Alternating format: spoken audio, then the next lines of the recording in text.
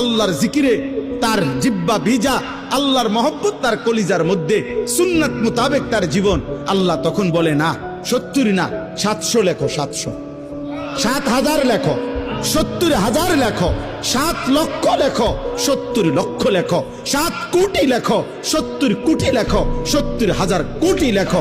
এক সেজদায়, এক সেজদায় একবার সুবহানাল্লাহ বললে আল্লাহ বলে লেখো 70,000 কোটি সুবহানাল্লাহ লেখো। কোন কোন বেলায় আল্লাহ মহব্বতের জোশে, আল্লাহ তার মায়ায় আল্লাহ বলে ফেরেশতা তুমি লিখো না, সাআক্তুবু, আমি আল্লাহ নিজেই লিখবো। এই নেকি তুমি দিয়া পারতা না, আমি দেবো আমার বান্দার নেকি।